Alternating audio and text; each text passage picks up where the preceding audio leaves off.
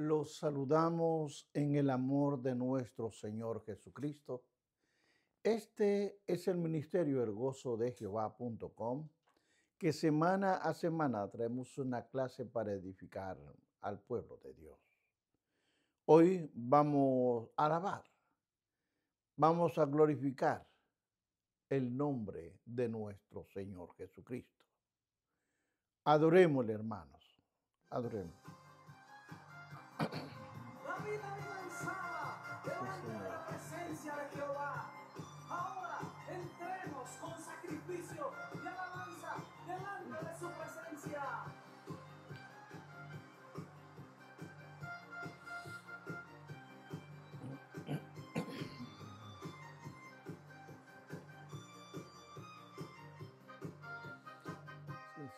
Hay muchas formas de alabar tu nombre y de exaltarte, oh Jehová. Hay muchas formas de magnificarte, pero ahora yo lo haré así. Saco mi vida del anonimato, me dio corona y vestido real. Así es Jehová que salta del pequeño, por causa de él yo me haré más vil. Remolineando, remolineando, celebraré a Jehová. Remolineando, remolineando, me haré más vil por causa de Jehová. Y la la la la la la la la la la la la la la la la. Y la la la la la la la la la la la la la la. Bendito el Dios de la gloria. Bendito eres Dios, el Dios santo, el Dios poderoso. A ti la gloria y la honra. Padre, en tus manos pongo esta clase. Amén. Queridos hermanos, veamos el capítulo 49, versículo 1 en adelante.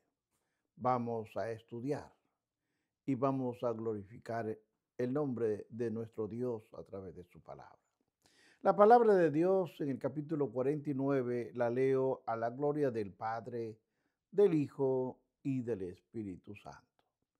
Y llamó Jacob a sus hijos y les dijo: juntaos y os declararé lo que os ha de acontecer en los días venideros. Gracias, Padre, por tu palabra. Te pido, Padre, que el Espíritu Santo ponga palabra en mi boca para poder desarrollar esta clase. Ayúdame, Señor, porque lo necesito. Amén. Hermanos, a esta clase la he titulado Introducción al orgullo de Jacob, que es una convocatoria a sus hijos. Vamos a desarrollarlo. La manera formal en que Jacob convoca a sus hijos sugiere que el patriarca está consciente del hecho de que era llamado por el Señor y mirar solemnemente al futuro. La expresión en los días venideros.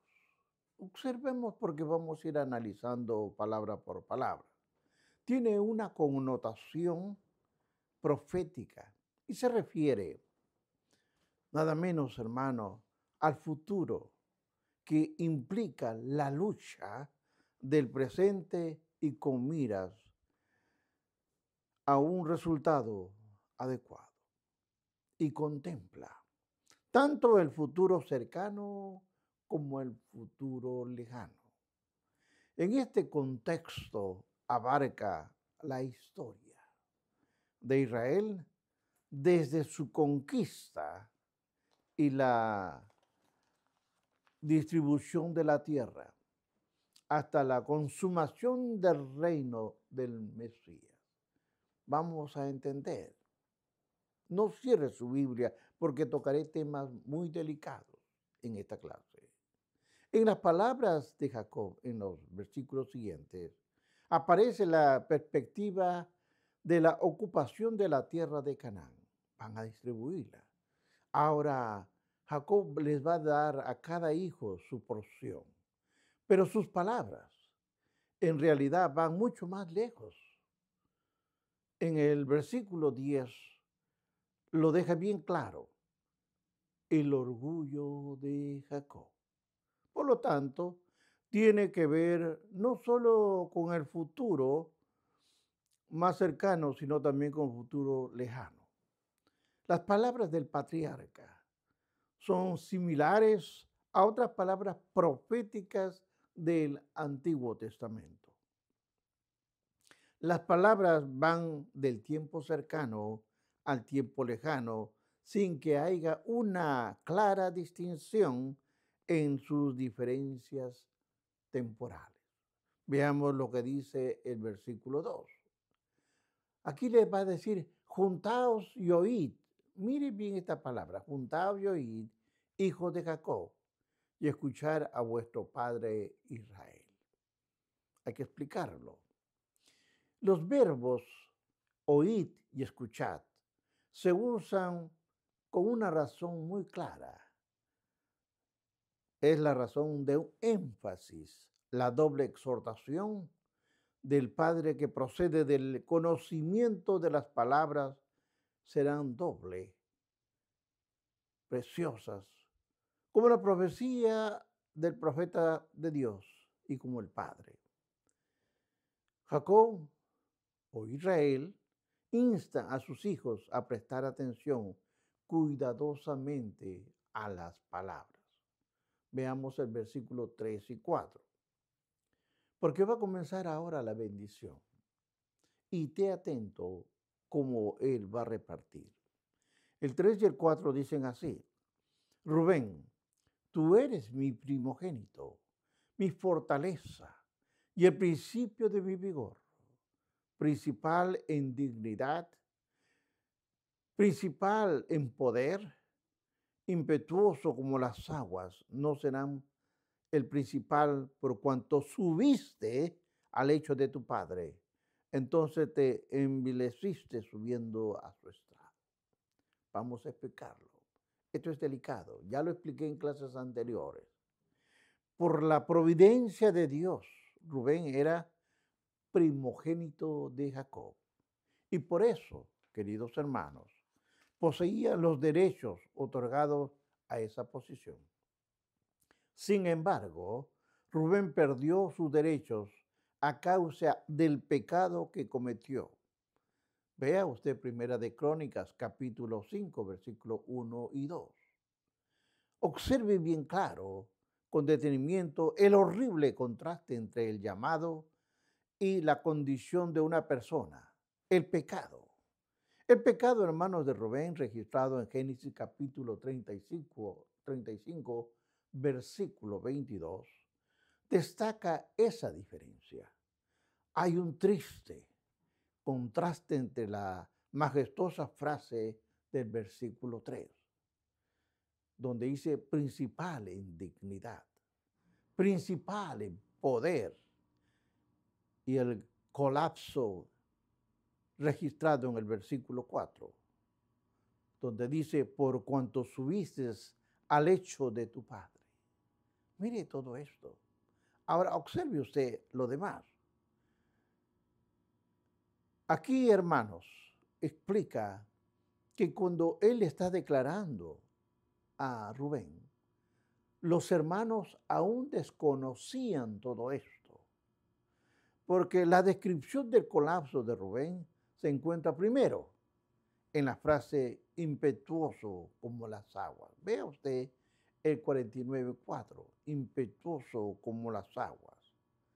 Esta es una metáfora que significa literalmente como el agua que hierve, que se desborda, que se derrama. Así era Rubén. O sugiere ser vencido por la pasión o un deseo descontrolable. Esta evaluación sugiere que Rubén era una persona débil, impetuosa y al mismo tiempo una persona indisciplinada. Las últimas palabras del versículo 4, subiendo a mi estrado. El cambio de la segunda y tercera persona aquí sugiere que en este momento Jacob Se dirige a los otros hermanos. Están horrorizados escuchando todo esto, pensando lo que Rubén había hecho. Es como Jacob señalase a Rubén mientras decía, y subió a mi estrado. Imagínese él señalándolo, subiste a mi estrado.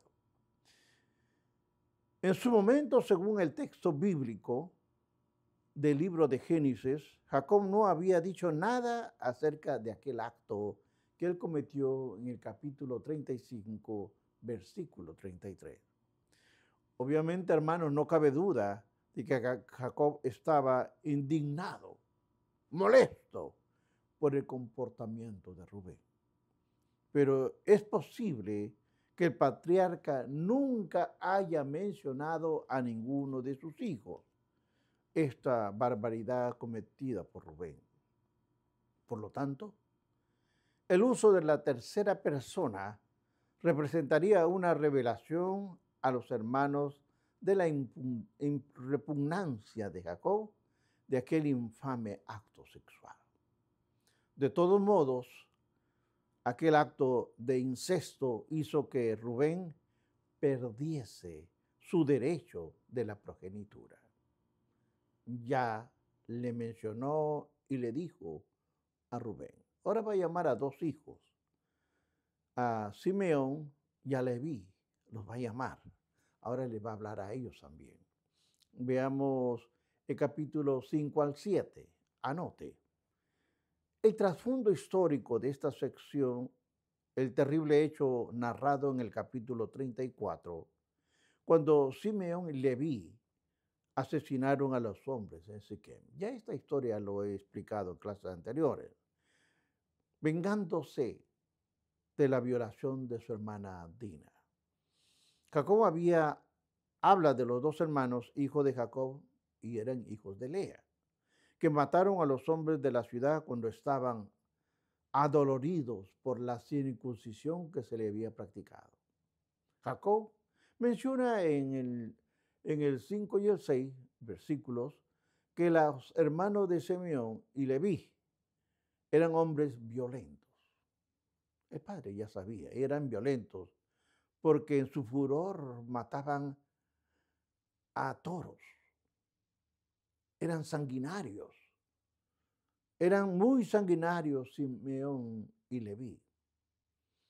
En Génesis capítulo 49, 6 nos dice que Jacob relata su depravación de la rudeza excesiva de sus dos hijos, así como el reproche que causaron a su nombre.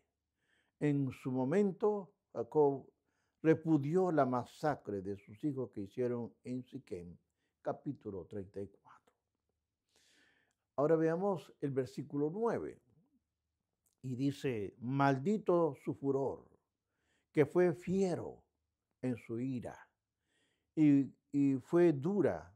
Yo lo aparté en Jacob y los esparcí en Israel. Aquí él está hablando a Simeón y Leví, nada menos que el Padre les está hablando. Dice, maldito su furor.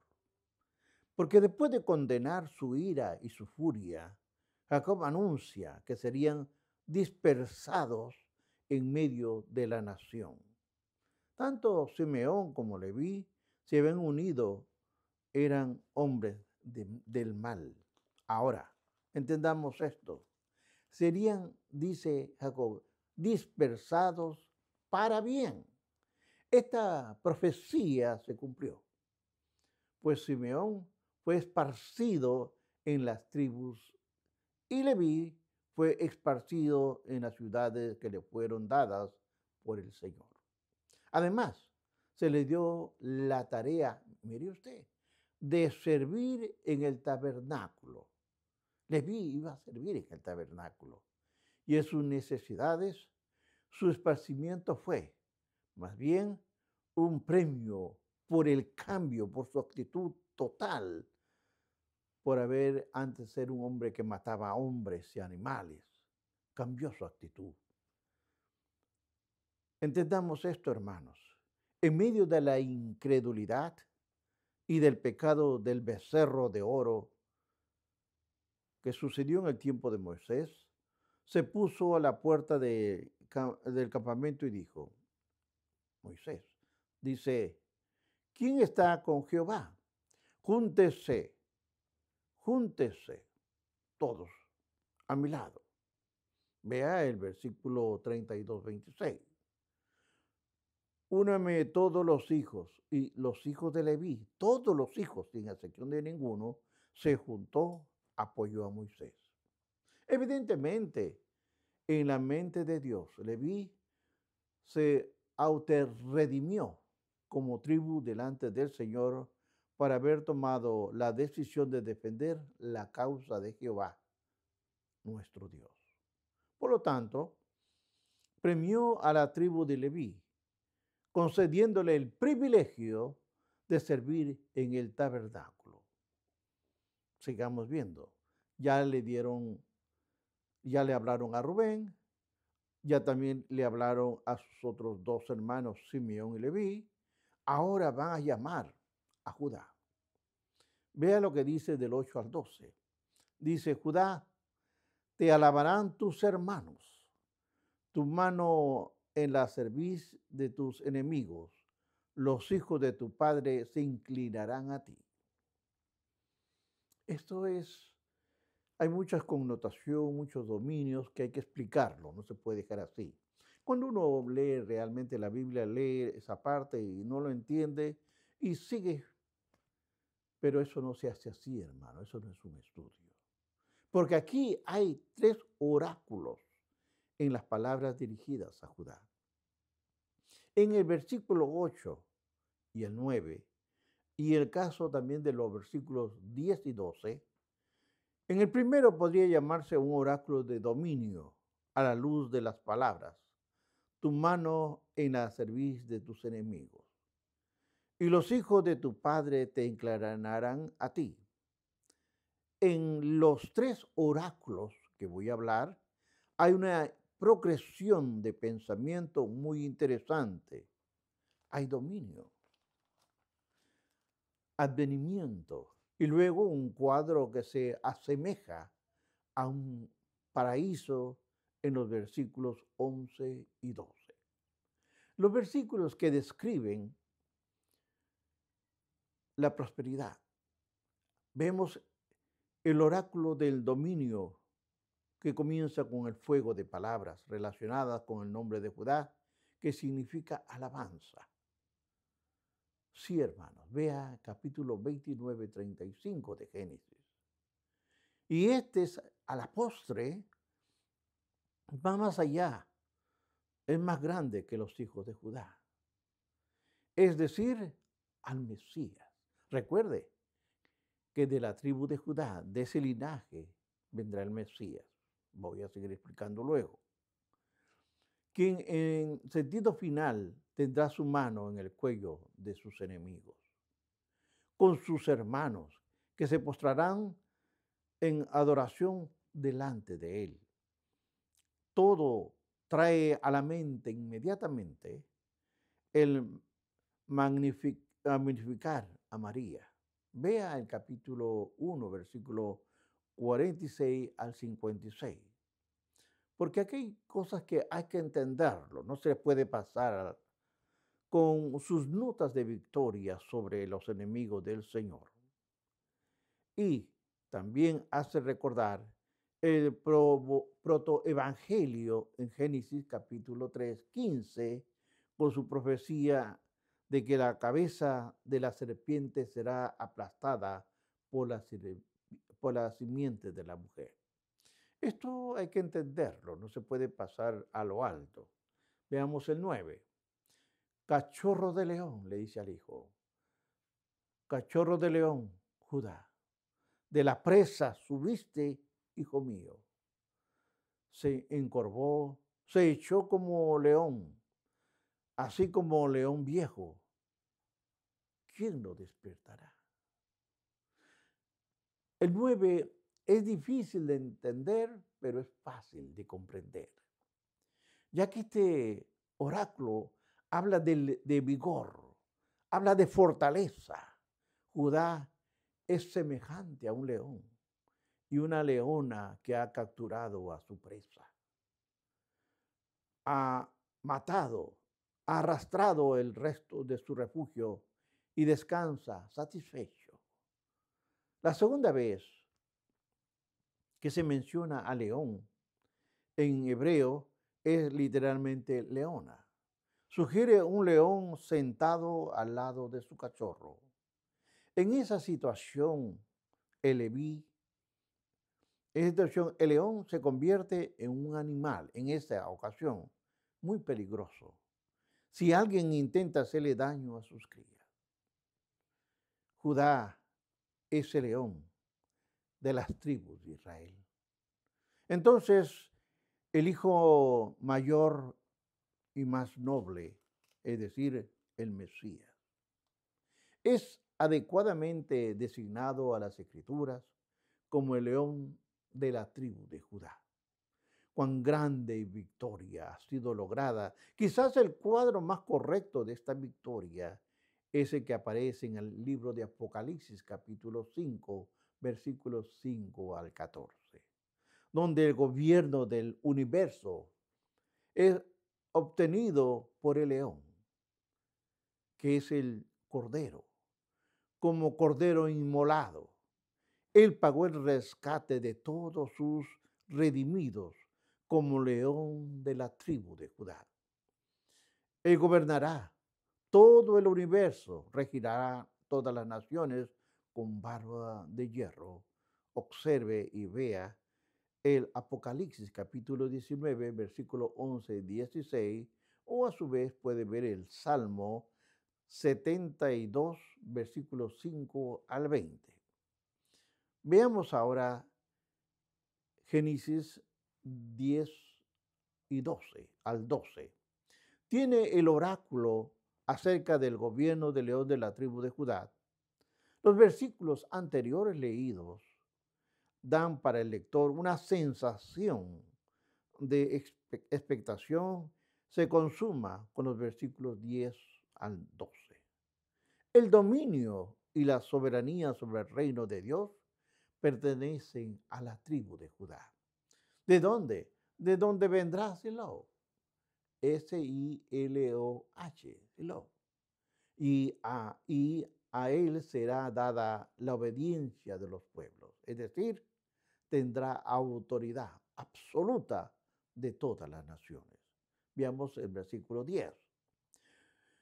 No será quitada el cetro de Judá, ni el legislador de entre sus pies, hasta que venga Silo. Y a él se le congregarán los pueblos. Explicamos ahora. La frase inicial de este versículo y la siguiente han sido cumplidos ya en la historia. El dominio ha permanecido con Judá y ahora descansa en la posición segura de león de la tribu de Judá, es decir, en el Señor Jesucristo, quien ha prevalecido mediante su sacrificio y obtenido el derecho de gobernar sobre todos los hombres. La soberanía de Judá en la historia es acentuada por el hecho de que Judá se hizo tan dominante que el pueblo hebreo es conocido como el pueblo judío. Esa designación, por supuesto, se deriva de la tribu de Judá. La cruz, entiéndalo bien, la cruz es su trono y su futuro manifestará las realidades de aquella que se derivan. La manifestación del vocablo Silo ha sido clasificada como una encrucijada interpretativa, quizá el más famoso de todo el Antiguo Testamento. Es arriesgado, escúchalo bien, dogmatizar acerca del significado del vocablo a la luz de la dificultad de hacerlo con precisión. Ahora, la interpretación más común es que el vocablo Shiloh es un nombre propio. Ahora, el significado que se deriva es a quien pertenece y es una referencia al Mesías que vendrá y reclamará para sí el reino, que solo a Él le pertenece, porque Él es el Rey de Reyes y Señor de Señores. Vea usted el libro de Apocalipsis, capítulo 19, versículo 16. Ahora, todas estas citas que le doy es para que usted lo termine de estudiar. No es una clase para que usted lo escuche y terminó, porque usted dará cuentas a mi Creador. Cuando el Mesías venga, se rendirá la obediencia a los pueblos a Él. Tanto el pueblo judío como los gentiles rendirán honor, obediencia y adoración al Mesías, el Salvador. Vea el libro de Isaías, capítulo 60, versículo 1 al 8. Cuando el rey Mesías venga, florecerá el verdadero ecumenismo centrado en la verdad de Dios. Todo estará centrado en la persona gloriosa del Rey de Reyes y Señor de Señores. En resumen, hermanos, Génesis capítulo 49 del 1 al 12 es una sobresaliente profecía mesiánica y contiene información adicional acerca de la identificación del Mesías. Vea el Génesis 3:15, ahí lo menciona, que es el Mesías que procede de la raza humana, puesto que es de la simiente de una mujer. Vaya usted entendiendo. En el capítulo 3:15 de Génesis habla sobre el Mesías. Y también habla sobre el nacimiento de la mujer, que es la madre de la raza humana.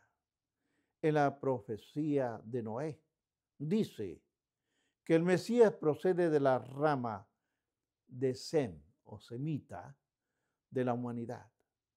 En el caso de Abraham se señala que el Mesías viene de la familia abrámica. En las naciones, ahora en el Mesías es anunciado como descendiente de la tribu de Judá. Y la profecía bíblica estrecha el círculo hasta que no quede duda de que el hijo de María es el Mesías prometido, de acuerdo al libro de Lucas, capítulo 1, versículo 26 al 31. Ahora, después de haberle hablado a Judá, ya le ha hablado ya a 4 hijos. Ahora va a volver a hablar al resto de sus hijos. Comenzó con Zabulón. Le dijo, tu territorio yace en el mar de Galilea y el Mediterráneo. Zabulón nunca controló ningún espacio de la costa mediterránea, pero pudo beneficiarse del comercio y el tráfico marítimo. Tuvo ganancia. Isaacar, otro hijo. Esta tribu es comparada como un asno fuerte. Mire usted cómo es, como un asno fuerte que se recuesta en medio de los apriscos, es decir, fuerte, pero mentalmente pusilánime. Prefiere el descanso que el trabajo y carece de ambición. Le asignan la tierra fértil de la llanura de Esdrelón, pero no se apoderó de la tierra, sino que dejó que los cananeos vivieran ahí. No luchó por su territorio, lo compartió con otro. Isaacar decidió tomar el camino fácil y dejó que la tribu fuera donde fuera, sin esforzarse.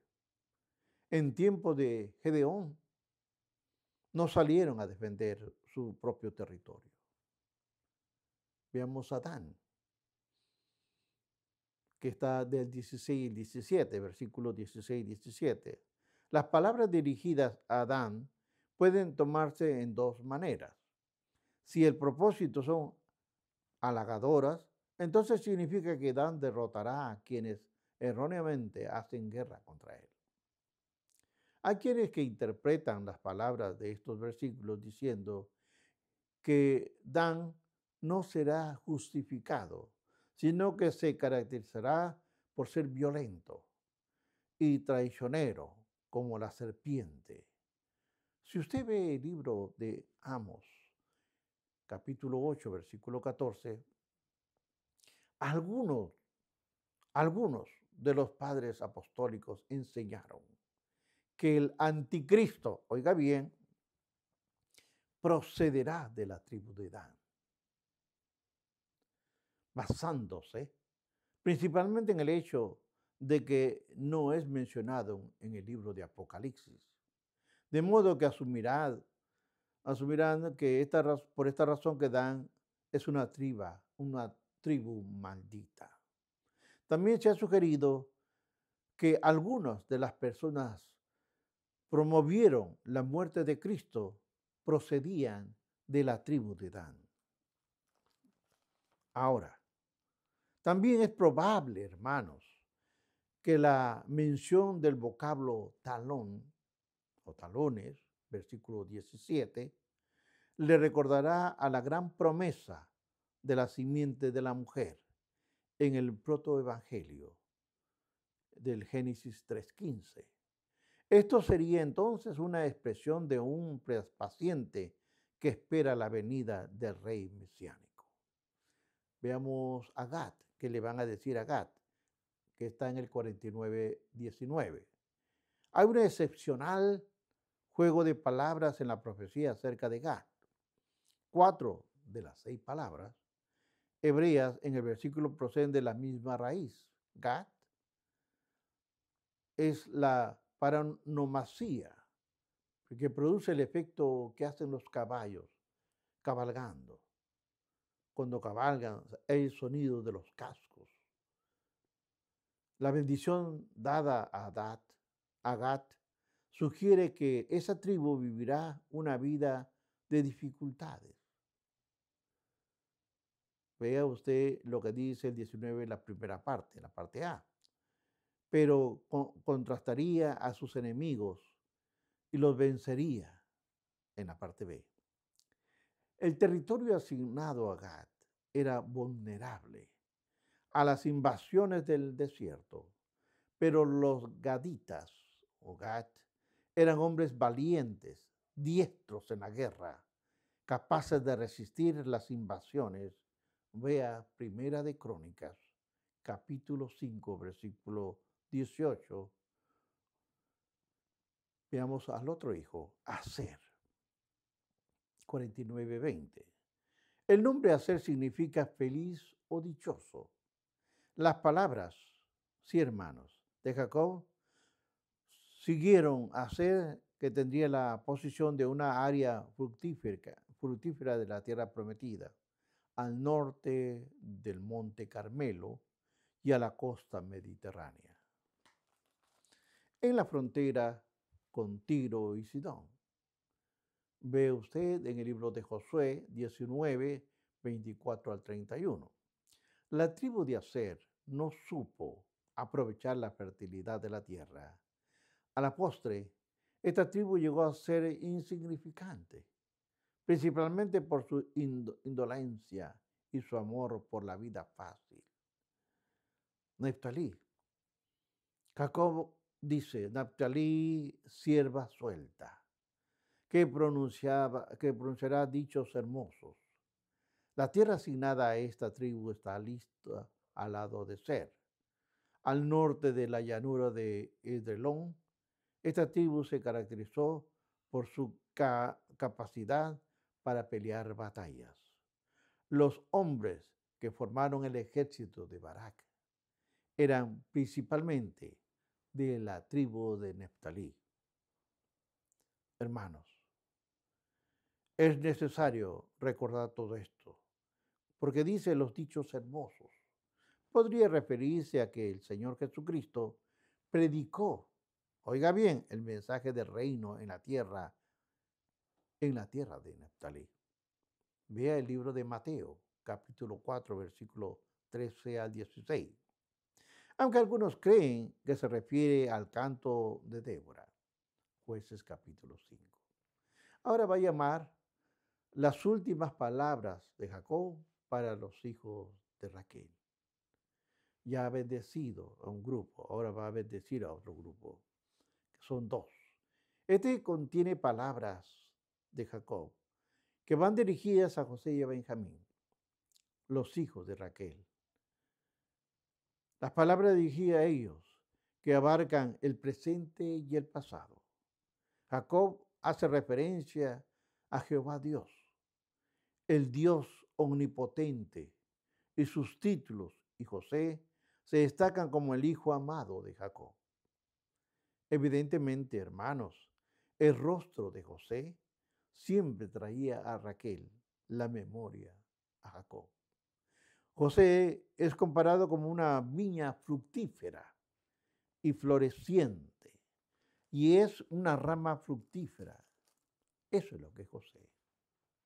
La figura de dicción de la viña fructífera se refiere a la profundidad del carácter y a la amplia influencia de José sobre el Salvador de Egipto y de su familia. La referencia a la amargura en el versículo 23 es llamativa, pues sugiere un ataque traicionero. Eso lo indica el arco, en contraste con la espada.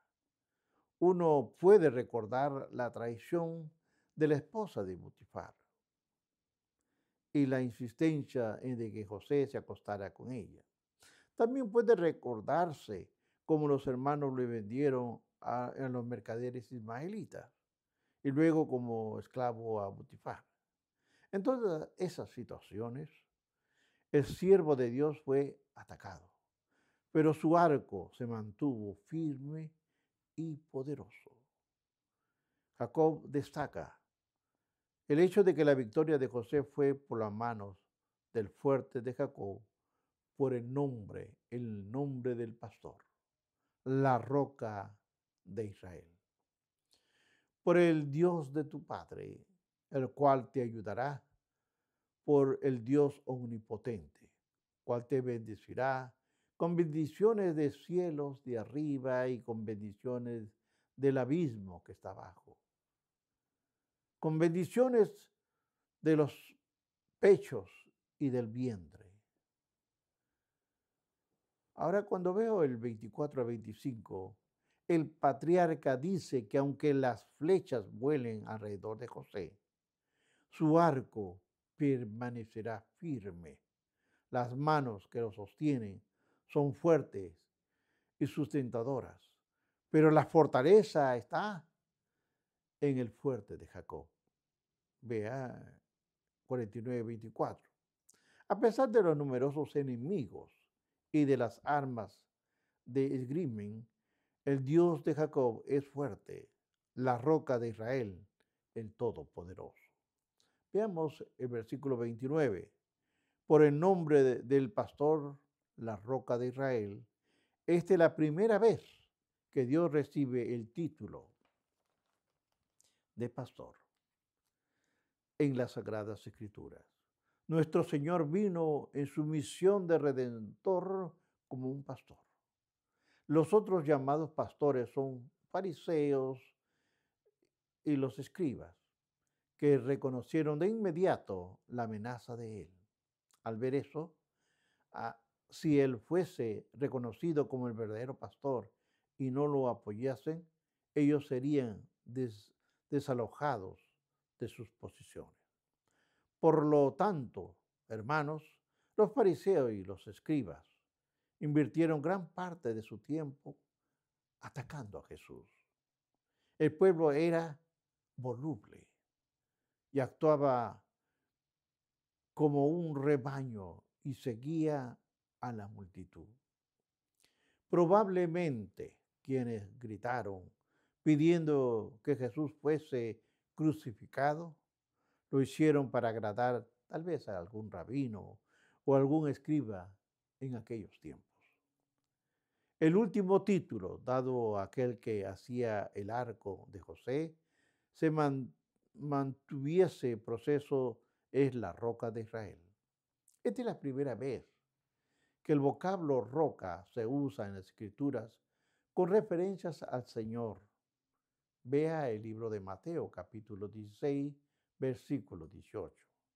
El uso de ese sustantivo implica un fundamento firme y una segura protección. El 29, 49, 25 da a entender que hay un hermoso cuadro de riqueza de las bendiciones prometidas a José. Y el Dios omnipotente es quien bendecirá a José con bendiciones de los cielos, es decir, la lluvia que es esencial para la fertilidad de la tierra, y con bendiciones del abismo que está abajo, frase que sugiere que la bendición de Dios a José es una bendición total. El vocablo abismo puede referirse a las aguas almacenadas por Dios en lo profundo de la tierra. El 26. Jacob hace una singular declaración a José. Vamos a ver cuál es la declaración. Y la palabra dice, las bendiciones de tu padre fueron mayores que las bendiciones de mis progenitores, hasta el término de los collados. Eterno será sobre la cabeza de José y sobre la frente del que fue apartado entre los de sus hermanos. Vamos a estudiar esta parte. El patriarca Jacob afirma que las bendiciones que le han sido dadas sobrepasan a las que fueron dadas tanto a Abraham como a Isaac. Sobrepasan. Es una doble expresión de parte de Jacob de la gracia de Jehová Dios que le mostró a pesar de todas sus caídas y de todas sus debilidades. Ahora vamos a ver a Benjamín, el último. Es el último hijo o el segundo hijo de Raquel, que dio a luz antes de morir. La tribu de Benjamín fue la única que permaneció fiel con Judá. Cuando el reino se dividió después de la muerte de Salomón, el apóstol Pablo, oiga, entienda bien esto, el apóstol Pablo era de la tribu de Benjamín, así como Saúl, el primer rey de la nación de Israel. Además, la tribu de Benjamín produjo guerreros y soldados muy capaces, de acuerdo al libro de Jueces, capítulo 20, 16 o el 20, 25. Ahora, estas son las últimas instrucciones. Y aquí quiero que ponga un poco de atención las últimas instrucciones, porque aquí es donde viene la muerte de Jacob, que es del versículo 28 al 33. Contiene las instrucciones finales que Jacob dio a sus hijos después de bendecirlos.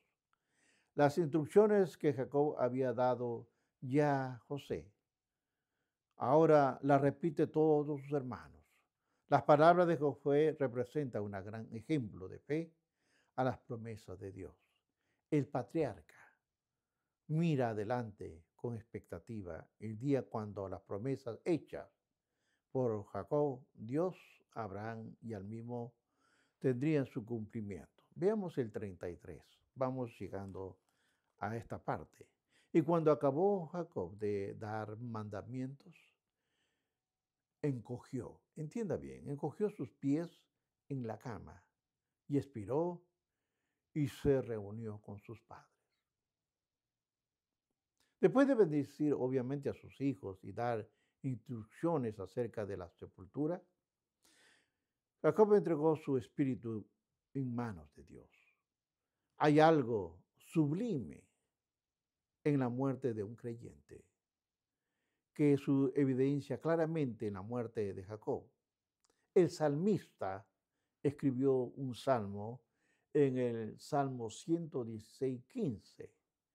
Estimada es a los ojos de Jehová la muerte de sus santos. Veamos el 49:33. Moisés registra de manera sencilla, pero elegante, la manera como Jacob fue reunido con sus padres. Pero aquí hay dos elementos que deben notarse en las palabras de Moisés.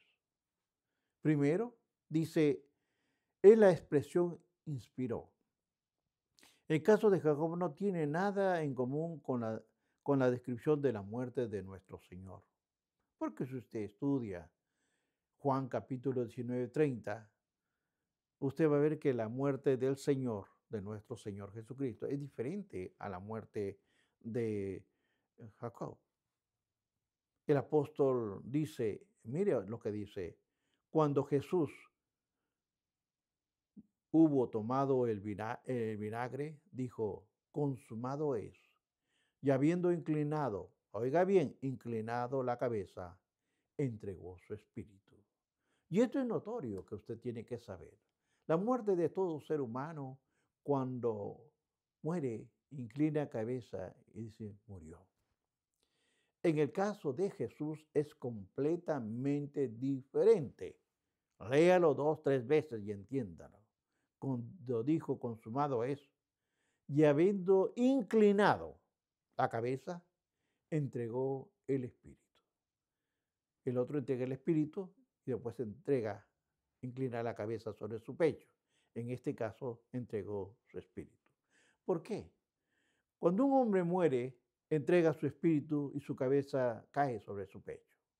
Eso es en todos. En el caso del Señor, primero inclinó su cabeza. Él inclinó su cabeza. Y luego entregó su espíritu. Y aquí es notorio esta parte. El énfasis de su relato en este carácter voluntario de su muerte. El énfasis del relato de este libro de Génesis está en la relación de Jacob al llegar al final de su vida. El patriarca no tiene control, y aquí tiene que ver, sobre su destino. Porque aquí dice bien claro, fue reunido con sus padres. En el caso de Jesús, completamente diferente. El patriarca no tiene control sobre su destino. El Señor Jesucristo entregó su espíritu voluntariamente y lo hizo en el momento preciso en que decidió hacerlo.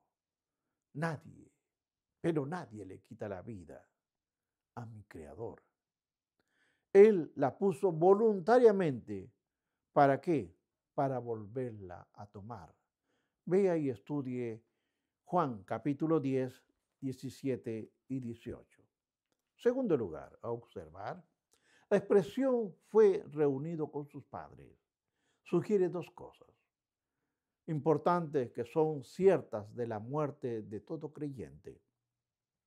La muerte es la puerta, es la entrada a la comunión final de todos los santos, de todas las congregaciones. La expansión sugiere que la vida después de la muerte es una vida consciente. Sí, hermano. Cuando uno muere, uno ve, sigue consciente y ve. Esto es asombroso, pero es cierto. Lo digo, es mi testimonio. Uno lo ve.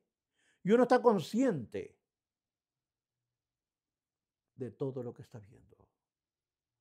El amor carnal se queda acá.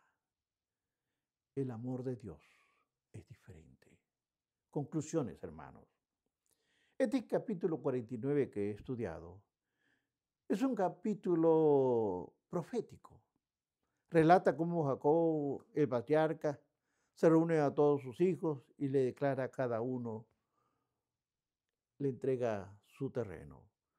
Pero el cuarto hijo, Judá, fue escogido por Dios, porque Dios lo separó a Judá. ¿Para qué?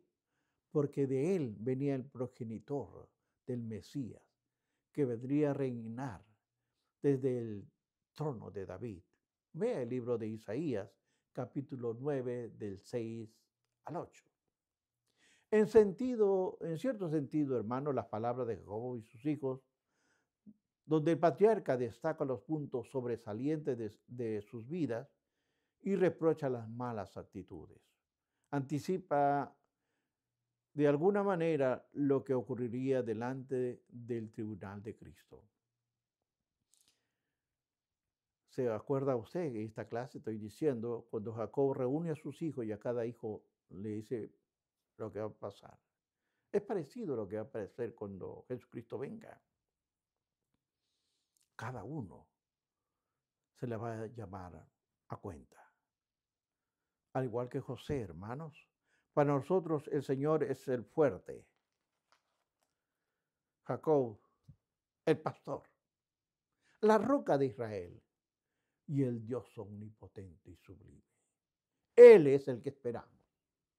A Jesucristo, el Rey de Reyes y Señor de Señores. Bendiciones.